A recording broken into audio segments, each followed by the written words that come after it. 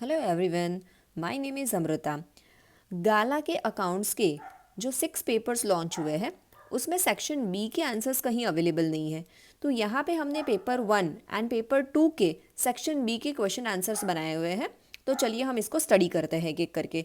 So paper 1 के section B का first question है 21 नंबर का। Under which head goodwill is shown in the balance sheet. तो आप सबको पता है कि गुडविल एक इंटेंजिबल एसेट है। हैंस बैलेंस शीट में एसेट एंड डेट साइड पे नॉन करंट असेट के हेड के अंडर इंटेंजिबल एसेट के अंडर गुडविल को शो किया जाता है। 22nd number is right specimen journal entry for the accumulated profit of a partnership firm. So accumulated profit का मतलब क्या होता है?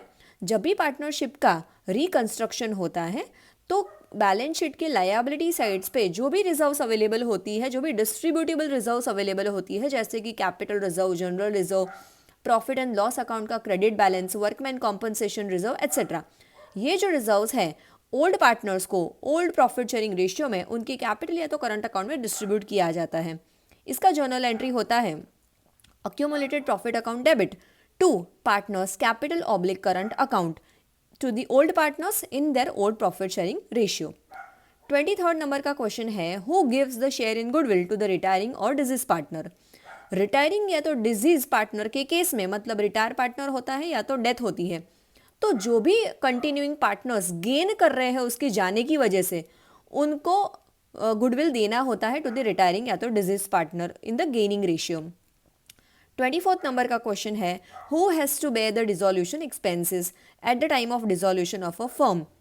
तो जनरली अगर क्वेश्चन में कुछ और मेंशन नहीं किया होता है तो firm has to bear all the dissolution expenses at the time of dissolution. Next हमारा क्वेश्चन है question 25। So question 25 is about right the meaning of dissolution of partnership. अब यहाँ पे ध्यान में रखिएगा dissolution of partnership and dissolution of partnership firm ये दोनों अलग अलग चीज़ें होती है।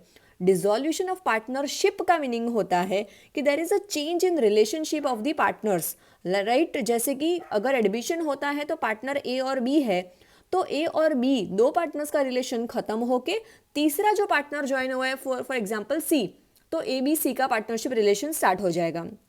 या तो अगर ये रिटायरमेंट या तो डेथ का क्वेश्चन है तो अगर ए बी सी 3 पार्टनर्स हैं और इसमें से सी की डेथ हो जाती है तो वो रिटायर हो जाता है, तो ए बी सी का रिलेशन खत्म होके ए और बी का रिलेशन तो कंटिन्यू ही रहेगा। सो डिसोल्यूशन ऑफ पार्टनरशिप का मतलब होता है कि एक रिलेशन खत्म करके दूसरा रिलेशन स्टार्ट होना पार्टनर्स के बीच में। ठीक है, तो यहाँ पे पार्टनरशिप फर्म बंद नहीं होगी, पार्टनरशिप फर्म तो कंटिन्यू ही रहेगी।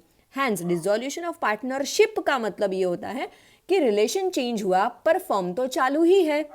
But dissolution of partnership firm के बारे में अगर क्वेश्चन आता है तो इसका मतलब ये हुआ कि dissolution of partnership firm means कि फर्म ही बंद हो रही है। तो इसका आंसर ये होगा when a partnership is not close down due to retirement और डेथ और इंसॉल्वेंसी ऑफ एनी पार्टनर और due to admission of any new partner और due to any other reason and new partnership is constituted. तो यहाँ पे new partnership constituted का meaning है new partnership relation will be constituted, it is called dissolution of a old partnership. Okay, 26 number is under which head security premium reserve account appears in the balance sheet। Security premium reserve के नाम में ही reserve है, hence reserve and surplus head के under ही आएगा। और reserve and surplus usually होता है लाइक कैपिटल लायबिलिटी साइड पे शेयर होल्डर फंड के under. 27 number what is indicated by interest coverage ratio. Interest coverage ratio ये इंडिकेट करता है कि फर्म ने कितना प्रॉफिट अर्न किया ताकि वो अपना इंटरेस्ट पे कर सके। So interest payment capacity of the firm और a company. 28 number when the change in stock is negative whether it will be added to COGS और डिडक्टेड। तो यहाँ पे when change in stock is negative it will be deducted from COGS। इसका explanation मैंने दिया हुआ है। COGS का अगर आप डेफिनेशन देखेंगे तो होता है generally opening stock plus net purchases plus direct expenses minus closing stock. यहाँ पे थोड़ा इजी होने के लिए मैंने चेंज इन स्टॉक को साथ में दिखाया है by showing opening stock and closing stock together. मतलब अगर opening stock minus closing stock को मैं चेंज इन स्टॉक कंसिडर करती हूँ और ये फिगर अगर माइनस में आता है तो ऑटोमेटिकली वो COGS में से डिडक्ट हो जाएगा। 29 number. What is cash flow statement? A statement showing closing balance of cash and cash equivalent at the end of the year and cash inflow and cash outflow arising from different activities during the year of a business unit is known as a cash flow statement. मतलब business unit के under जो भी cash के inflow या तो outflow और cash and cash equivalent का closing balance दिखाने वाला जो स्टेटमेंट होता है उसको बोलते हैं cash flow statement. Last question is 30। Where are the self constructed assets are recorded? तो आंसर है इसका इन्वेस्टिंग एक्टिविटी, क्योंकि अगर कोई भी टाइप की फिक्स असेट होती है तो ये सारी की सारी फिक्स असेट का परचेज सेल या तो सेल्फ कंस्ट्रक्शन इन्वेस्टिंग एक्टिविटी के अंडर दिखाया जाता है इन कैश फ्लो स्टेटमेंट। चलिए स्टार्ट करते हैं पेपर 2 के सेक्शन बी से, जिसका फर्स्ट क्वेश्चन है 21। What is super profit? तो सुपर प्रॉफिट मेथड में भी आपने सुपर प्रॉफिट का फॉर्मूला देखा होगा, जो कि है average profit minus expected profit. Hence इसका डेफिनेशन बना the excess of average profit over the expected profit is called super profit. Question number 22। What is reconstruction of partnership firm? यहाँ पे मुझे लगता है कि फर्म नाम नहीं होना चाहिए, तो there is a mistake. What is reconstruction of partnership ही होना चाहिए था, बिकॉज फर्म में डिसोल्यूशन वर्ड आता है, not reconstruction.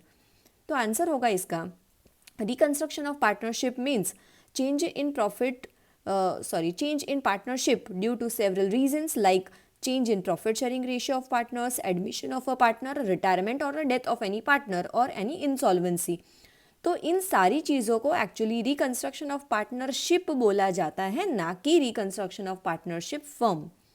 Question number 23। If partnership deed is silent, at what rate of interest is payable per annum on unpaid amount payable to the retiring partner? तो retiring partner को जो भी amount देनी बाकी होती है वो हम उसकी लोन कंसिडर करते हैं, और पार्टनर्स की लोन जो वो फर्म को देता है वो यूजुअली गिना जाता है 6% पर एनम के इंटरेस्ट रेट पे। Question number 24 is how would you deal with the bad debt return which is return of earlier? तो डिसोल्यूशन के केस में हम कोई भी न्यू अकाउंट नहीं ओपन करेंगे, that is bad debt return का न्यू अकाउंट ओपन नहीं होगा। हैंस इसका एंट्री होता है कैश या तो bank account debit to realisation account, means BDR मतलब कि बैड डेट रिटर्न हम दिखाएंगे रियलाइजेशन के क्रेडिट साइड पे। 25 number. How would you deal with the provident fund balance shown in the balance sheet at the time of dissolution? Provident fund is a liability for the firm because provident fund is payable to the employees. Hence ये भी credit side of realisation account ही दिखा जाएगा, जिसका journal entry है provident fund to realisation. Next question is 26। Mention the type of debentures on the basis of security. Security के basis पे दो टाइप के डिबेंचर्स होते हैं, one is secure debentures and another is unsecure debenture. यहाँ पे explain करने के लिए नहीं बोला, इसलिए हम सिर्फ नाम लिखेंगे। Question 27। What is ratio? The relationship between two accounting figures expressed mathematically is known as a ratio. Ratio कहाँ यूजफुल होता है? तो to make the qualitative judgements about the firm's financial position ratio is useful. तो जो भी दो mathematically financial terms होती है उनके बीच में रिलेशन एस्टेब्लिश करने के लिए जो टूल यूज़ किया जाता है उसको हम रेशियोज़ के नाम से जानते हैं। Question number 28। Mention the traditional classification of ratios. तो तीन टाइप की क्लासिफिकेशन है of a traditional classification. One is ratio of trading and profit and loss account, second is ratio of balance sheet, third is composite ratio. Question number 29। Where the addition in general reserve is recorded. तो ये जो general reserve का addition है ये हमें cash flow statement के chapter से पूछा गया है।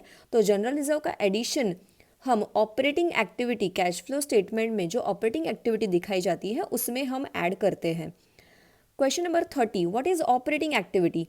Operating activity means the main activity of a business to earn income which is neither investing activity nor a financing activity. मतलब बेसिकली ऑपरेटिंग एक्टिव का मतलब ये होता है कि बिजनेस करने के लिए जो डे टू डे एक्टिविटीज़ हमें करनी पड़ती है, बिजनेस ऑपरेशन को चलाने के लिए जो भी एक्टिविटीज़ हमें करनी पड़ती है वो सारी एक्टिविटीज़ आती है ऑपरेटिंग एक्टिविटी के अंडर, जैसे कि परचेज हो गया, सेल्स हो गया, सैलरी पे करना। आई होप इस सॉल्यूशन ने आपकी थोड़ी बहुत हेल्प तो कर ही दी होगी। अगर आपने अभी तक सब्सक्राइब नहीं किया है चैनल को तो प्लीज़ सब्सक्राइब कर दीजिए, सो दैट आपको पेपर नंबर 3 एंड 4 का सॉल्यूशन है उसका आपको नोटिफिकेशन जल्दी से मिल जाए। Thank you so much.